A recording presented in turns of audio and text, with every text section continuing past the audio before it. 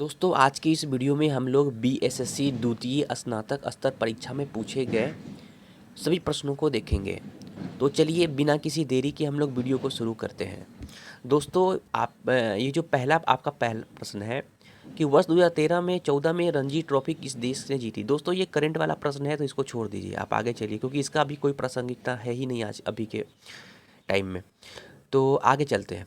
कौन सा sugar bowl of the world के नाम से जाना जाता है। तो आपको मालूम होगा दोस्तों कि 2003 तक sugar bowl of the world Cuba को कहा जाता था, लेकिन अब किसको कहा जाता है, ब्राज़ील को, क्योंकि ब्राज़ील जो है अभी सबसे ज़्यादा चीनी का उत्पादन करता है। 3 नंबर प्रश्न देखिए, जल का घनत्व किस तापमान पर सर्वाधिक होता है। तो 4 डिग्री सेल्सियस पे सबसे ज़्यादा होता है, बिल्कुल ध्यान रखिएगा। 4था नंबर प्रश्न को देखिए, संयुक्त राष्ट्र संघ का गठन किस वर्ष हुआ था। तो संयुक्त राष्ट्र संघ का गठन कब हुआ था, 1945 में। तो इसका सही उत्तर हो जाएगा पहला। आगे चलते हैं। भारत की आज़ादी के समय भारत के वायसराय कौन थे। तो भारत की आज़ादी के समय भारत के वायसराय कौन थे, लॉर्ड माउंटबेटन। इसके बारे में थोड़ा जान लीजिए। लॉर्ड माउंटबेटन जो थे वो ब्रिटिश भारतीय सम्राट के अंतिम वायसराय और स्वतंत्र भारत के प्रथम गवर्नर जनरल थे। इस चीज़ को आप ध्यान रखिएगा। 6 नंबर प्रश्न देखिए, कौन सा आईसीएस अधिकारी भारतीय राष्ट्रीय कांग्रेस के 1985 के गठन में शामिल रहा। ये दोस्तों इसका सही उत्तर होगा ए ओ ह्यूम। इसके बारे में थोड़ा जान लीजिए। ए ह्यूम जो है वह ब्रिटिश भारत में एक स्कॉटिश सिविल सेवक, राजनीतिक सुधारक, पक्षी विज्ञानी और हॉर्टिकल्चर से संबंधित थे, जो 1885 में गठित भारतीय राष्ट्रीय कांग्रेस के संस्थापक में से एक थे। इस चीज़ को आप ध्यान रखिएगा। 7वां नंबर देखिए, म्यांमार की नई राजधानी क्या है। तो ये तो नेपी दाव है, ये आप ध्यान रखिएगा। 8वां नंबर प्रश्न देखिए, टमस उपन्यास के लेखक कौन है। तो ये इसके जो लेखक है वो है आपके, इसका आप कमेंट में उत्तर देंगे दोस्त। ये क्वेश्चन बहुत ही अच्छा है, इसलिए प्लीज़ आप इसका कमेंट में हमें उत्तर देंगे। 9 नंबर प्रश्न देखिए, आंग सांग सू की जो एनएलडी की नेत्री है किस देश से संबंधित रखती है। तो ये जो इसका सही उत्तर हो जाएगा म्यांमार। ये म्यांमार से संबंधित रखती है। आंग सान सू की बहुत फेमस था उस समय, काफ़ी चर्चा में थी ये। 10वां नंबर प्रश्न देखिए, भारतीय आज़ादी के समय इंग्लैंड के प्रधानमंत्री कौन थे। तो भारतीय आज़ादी के समय इंग्लैंड के प्रधानमंत्री कौन थे, क्लीमेंट एटली थे।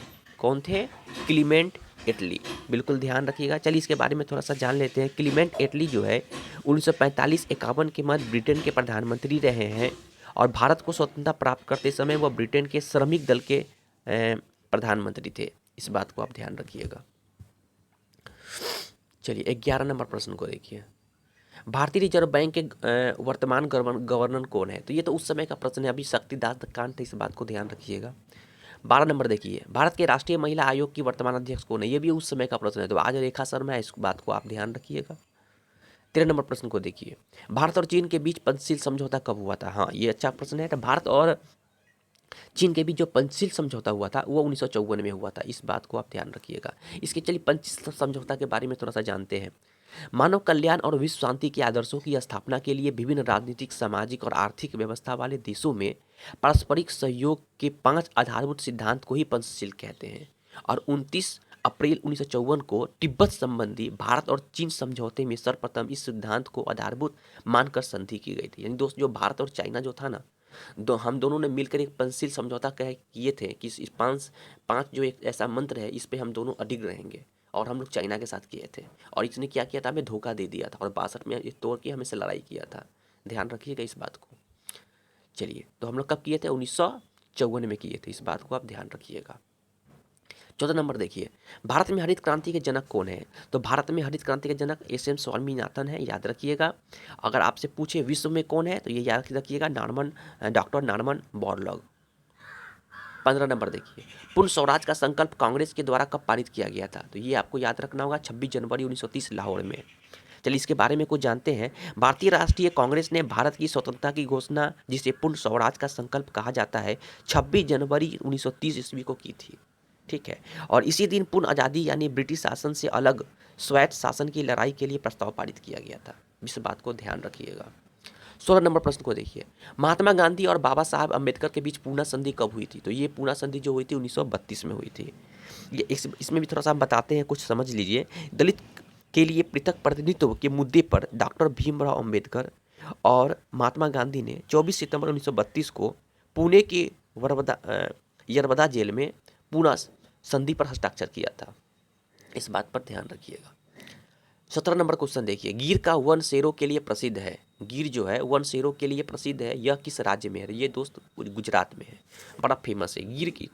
गिर के जो वन है वह गुजरात राज्य के सोमनाथ, जूनागढ़ और अमरेली जिले के निकट स्थित है। इस बात को ध्यान रखिएगा। गिर जो है वन राष्ट्रीय उद्यान बाघ संरक्षित क्षेत्र है, जो एशियाई बब्बर शेर के लिए विश्व प्रसिद्ध है। चलिए आगे चलते हैं। 18 नंबर को देखिए, प्रसिद्ध पेंटर राजा रवि वर्मा किस रियासत से जुड़े थे? तो याद रखिएगा, ये जो थे रवि वर्मा त्रावणकोर रियासत के विख्यात पत्रकार थे। आप इस चीज को ध्यान रखिएगा। इसका सही उत्तर हो जाएगा 2 नंबर। 18 नंबर देखिए, बिहार में बहने वाली 4 नदियों में से किसका उद्गम अमरकंटक में? दोस्त ये सोन, याद रखिएगा कि मध्य प्रदेश के जो अनूपपुर जिले में स्थित अमरकंटक जो है भारत की 2 प्रमुख नदियां नर्मदा और सोन दोनों का उद्गम स्थल है। इस बात को ध्यान रखिएगा। आगे चलिए चलते हैं। अब यहाँ पे नहीं है, इस यहाँ पे आप एक भी प्रश्न यहाँ पे नहीं है। आगे चलते हैं। यहाँ से देखिए आपका प्रश्न शुरू हो जाएगा। इबोला क्या है? तो दोस्तों इबोला एक वायरस है, इस बात को आपको ध्यान रखना है। उस समय इबोला काफ़ी फेमस था, इसलिए प्रश्न आया था। 102, हरे रंग का पदार्थ जो पौधे में प्रकाश संश्लेषण करता है वह निम्नलिखित में से कौन है? तो ये कौन सा हो जाएगा? क्लोरोफिल। कौन सा हो जाएगा? क्लोरोफिल। आगे चलिए 103, क्लोरोफिल के बारे में थोड़ा सा हम लोग जान लेते हैं, क्योंकि बहुत ये इंपॉर्टेंट क्वेश्चन है, बहुत ज़्यादा पूछता है। देखिए पर्ण, इसको पर्णहरित भी कहते हैं। तो ये एक प्रोटीन जटिल रासायनिक यौगिक है। यह जो है पत्तों के हरे रंग का कारण है, पर्णहरित। यह प्रकाश संश्लेषण का मुख्य वर्णक है। इसे फोटोसिंथेसिस या पिगमेंट भी कहते हैं। इस बात को आप ध्यान रखिएगा। 103 में आइए, साइलेंट वैली या मूक घाटी किस राज्य में अवस्थित है? तो दोस्तों ये जो है केरल में है। साइलेंट वैली जो है केरल के पलक्कड़ जिले के नीलगिरी पहाड़ियों में स्थित एक सदाबहार उष्णकटिबंधीय वन है। इस बात को भी आप ध्यान रखिएगा। 104 में चलिए, गोवा किस नदी पर अवस्थित है? तो गोवा दोस्तों इसका सही उत्तर हो जाएगा 2 नंबर, मांडोवी नदी। ठीक है, आप जान लीजिए कि मांडोवी जो नदी है वह गोवा राज्य की जीवन रेखा के रूपरेखा में वर्णित किया गया है। इतना इसका महत्व है। और गोवा में पणजी राज्य की वर्तमान राजधानी और ओल्ड गोवा, गोवा की पूर्व राजधानी दोनों मांडोवी के बाएं किनारे पर स्थित है। इस बात को भी आप ध्यान रखिए। 105 देखिए,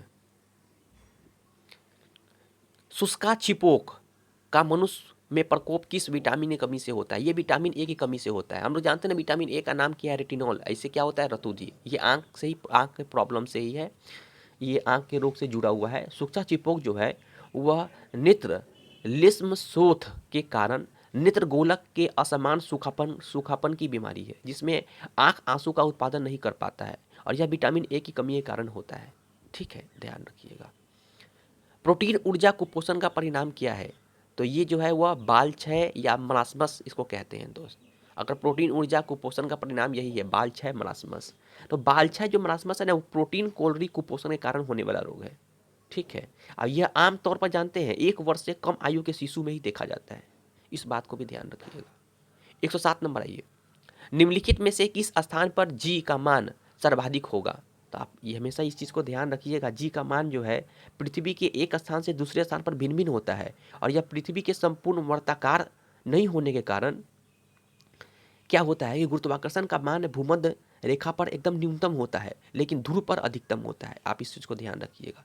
तो उसका गुरुत्वाकर्षण का मान कहाँ होगा? भूमध्य सागर जो विषुवत रेखा है 0 डिग्री, वहाँ पे एकदम कम होगा, लेकिन ध्रुव पे क्या होगा? सबसे ज़्यादा जी का मान होगा। तो क्या ये पूछ रहा है सर्वाधिक कहाँ होगा? इसका सही उत्तर क्या हो जाएगा?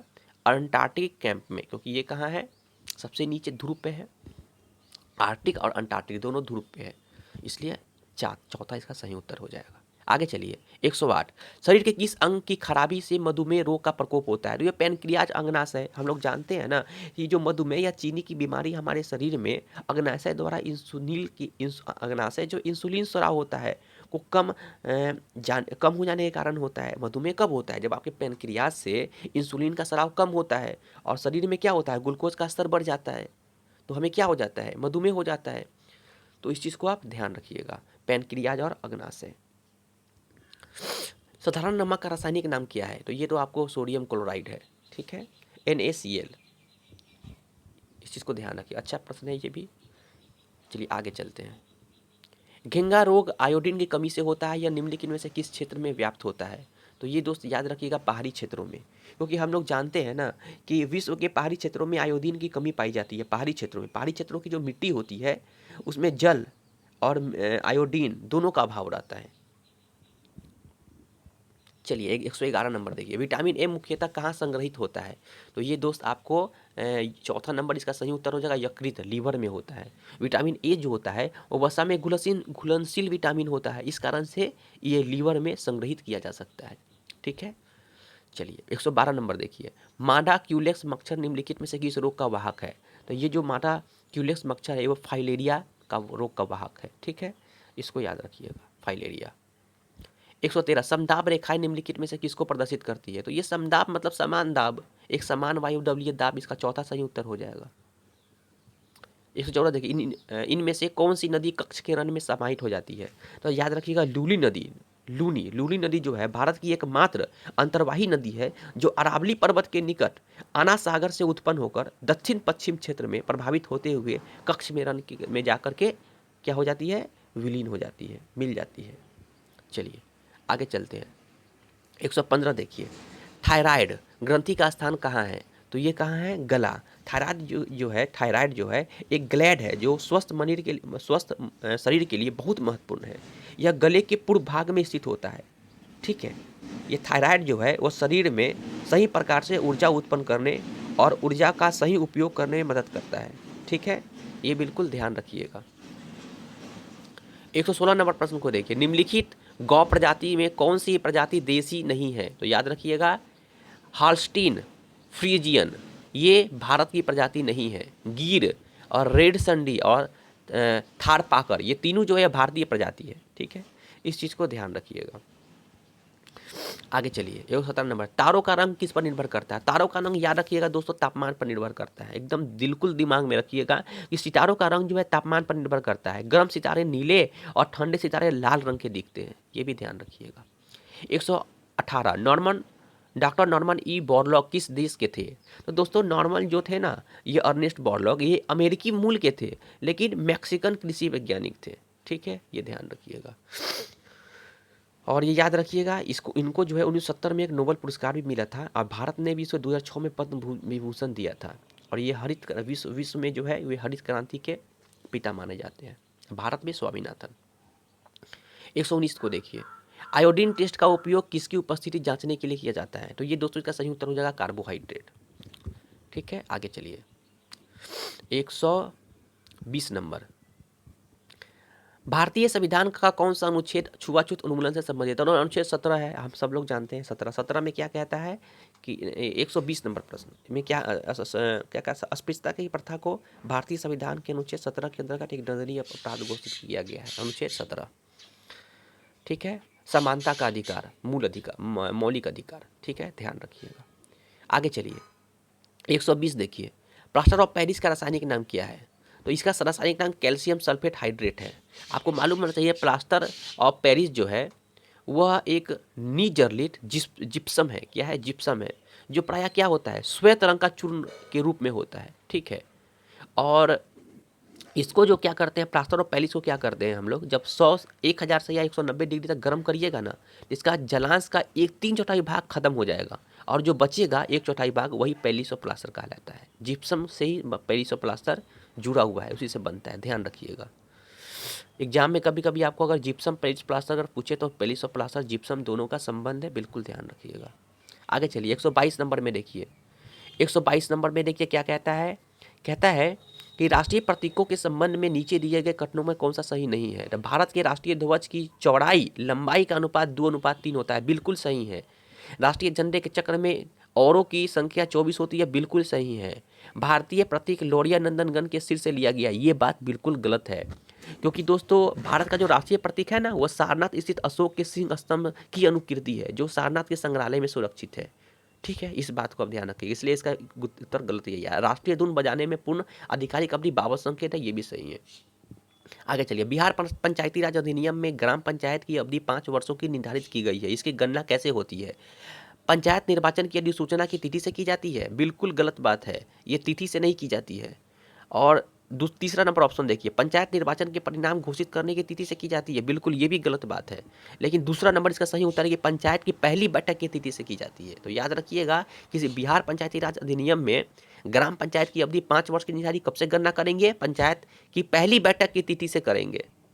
आगे चलिए, राज्यसभा के संदर्भ में बताइए कौन सा कथन सही है। तो मंत्री परिषद जो है राज्यसभा के प्रति उत्तरदायी होता है? नहीं, मंत्री परिषद तो लोकसभा के प्रति उत्तरदायी होता है। विश्वास मत राज्यसभा में लाया जाता है? नहीं, विश्वास मत लोकसभा में लाया जाता है, ये भी गलत है। और देखिए चौथा नंबर देखिए, धन विधेयक राज्यसभा में लाया जाता है? नहीं, धन विधेयक तो सबसे पहले लोकसभा में ही लाया जाता है, उसको तो राज्यसभा में लाया ही नहीं जाता है। राज्यसभा में लाया भी जाता है, उसको 14 दिन का ही समय मिलता है। अगर 14 दिन में अगर अपना हाना अगर नहीं करता है तो उसे वो पारित मान लिया जाता है राज्यसभा से।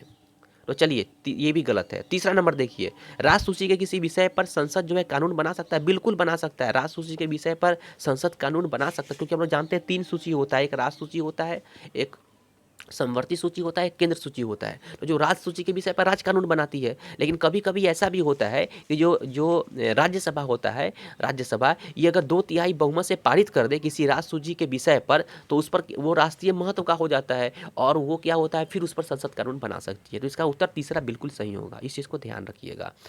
25 नंबर क्वेश्चन देखिए, 125, भारत में स्वतंत्रता के बाद प्रथम आम चुनाव कब संपन्न कराए गए?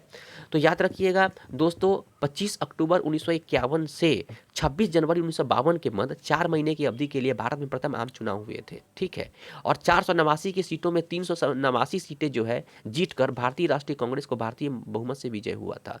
तो यहाँ सही उत्तर क्या हो जाएगा? 1952।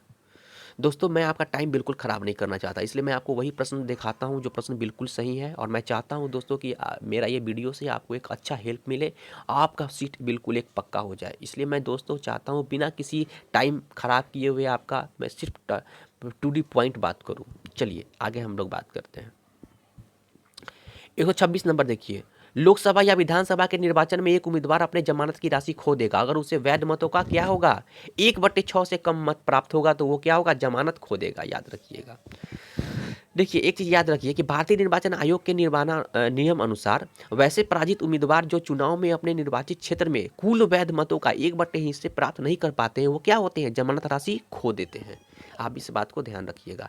127, भारतीय राष्ट्रीय कांग्रेस का प्रथम अधिवेशन दिसंबर 1885 में कहाँ हुआ था? ये कहाँ हुआ था? बम्बे में हुआ था। याद रखिएगा, भारतीय राष्ट्रीय कांग्रेस का पहला अधिवेशन 28 दिसंबर से 31 दिसंबर 1885 के मध्य बम्बई के गोकुल दास तेजपाल संस्कृत कॉलेज में आयोजित किया गया था। ठीक है, इस सत्र की अध्यक्षता किसने की थी? WC बनर्जी ने। याद रखिएगा, बहुत इंपॉर्टेंट है। 28 नंबर 128, एक दल लोकसभा के विपक्षी दल होने का दावा करता है, उसके पास न्यूनतम कितने सांसद कितने लोकसभा में होने चाहिए? दोस्तों आपको मालूम होना चाहिए कि संसद के नियमों के अनुसार किसी भी राजनीतिक दल को विपक्षी दल होने के लिए उसके पास लोकसभा की कुल सदस्यता का कम से कम 10% या 55 सदस्य होना चाहिए। तो इसका सही उत्तर हो जाएगा 55। 129 देखिए, ग्राम पंचायत का कोई भी सदस्य हस्तलिखित आवेदन मुखिया को समर्पित कर त्यागपत्र दे सकता है।